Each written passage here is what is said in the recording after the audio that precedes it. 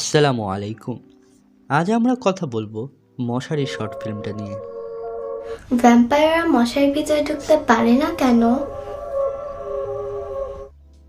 Number ওয়ানে কথা বলা যাক এই ফিল্মের ডিরেক্টরকে নিয়ে। নুহাশ হুমায়ুন হলেন এই ফিল্মের ডিরেক্টর। তার বাকি কাজগুলোর মধ্যে পেট কাটা শ দেখেছি, যা অসাধারণ। এই ব্যক্তি হরর জনরা নিয়ে কাজ করেন, তবে তার কাজের ধরন অসম্ভব সুন্দর। পেট কাটা শ দেখলে বুঝতে পারবেন। সেই সিরিজ নিয়েও একদিন কথা বলবেন ইনশাল্লাহ। নাম্বার 2 এ কথা বলা যাক এই ফিল্মের প্লট নিয়ে। এই মুভিটি 22 মিনিটের, তবুও এটিকে অনেক কিছুই বলা হয়েছে।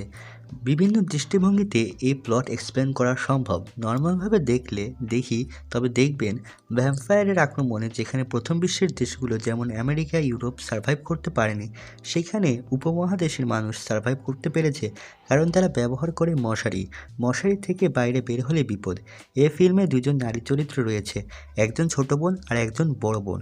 বড় বোন ছোট জনকে মশারি থেকে বের হতে বারণ করে, কিন্তু মশারিতে ফুটো হওয়ায় ভ্যাম্পায়ার ছোট মেয়েটিকে ধরে নিয়ে যায় এবং বড় বোন যখন তাকে বাঁচাতে যায় তখন বড় বোনকেও মরতে হয়।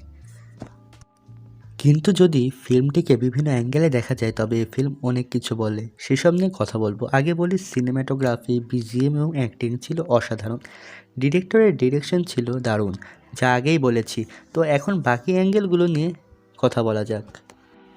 প্রথমে যদি দেখেন তবে দেখবেন বলা হয়েছে প্রথম বিশ্বের দেশগুলো যেখানে তৃতীয় বিশ্বের মানুষের অসহায়তাকে অবহেলা করত, সেখানে এক দুর্যোগে তারা সার্ভাইভ করতে পারেনি, বরং কষ্ট সহ্য করতে করতে যারা সহ্যশীল হয়েছে সেই সকল তৃতীয় বিশ্বযুদ্ধের দেশ, তারা আজ সার্ভাইভ করতে পেরেছে মশার নিচে থেকে, মশা নামক নরপিশাচ থেকে বাঁচছে।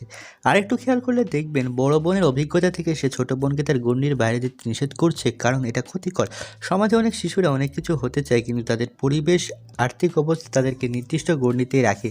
যদি কেউ গণ্ডিকে ছাড়িয়ে বের হতে চায় এবং সেটা করতে চায়, সেটা কিন্তু সে পারে না।